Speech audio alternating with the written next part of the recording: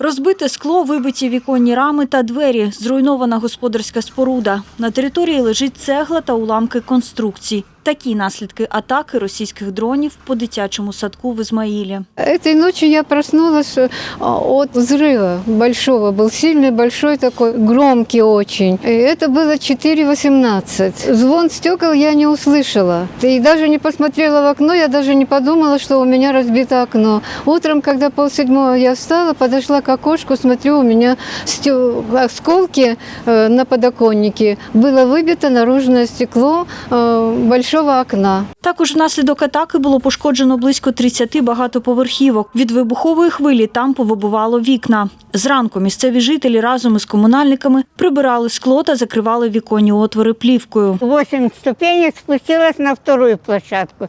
И вдруг летит шар, огненный, большой шар, и гудит. И вдруг взрыв. И полетели стекла. С этой стороны нет, а с той стороны весь первый этаж, и там выше все пострадали.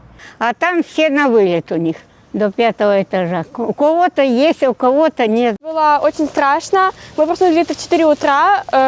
Мы услышали взрыв, такую вспышку.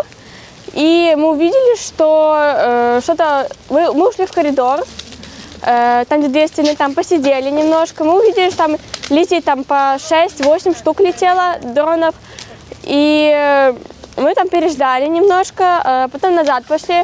Мы опять начали слышать какие-то там взрывы, но уже легли спать. Было очень страшно довольно. Мы слышали, что окна просто вылетали. Пошкодження зафіксували і у приватному секторі, 2 медзакладах та спорткомплексі, повідомила Суспільному Катерина Татаринцева, заступниця міського голови Ізмаїла.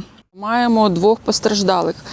Це чоловік 83-го року та дівчинка 2022 року. Наразі чоловік перебуває у травматологічному відділенні, а дівчинка прямує у супроводі фельдшера та мами до Одеської обласної лікарні. Вона потребує хірургічного втручання. Наші постраждалі, на жаль, мають осколочні поранення. Військовослужбовці військово-морських сил вночі над Одещиною знищили 16 безпілотників, повідомив речник ВМС ЗСУ Дмитро Плетенчук. Ольга Глечик, Наталія Гаврилова, Суспільне новини, Одещина.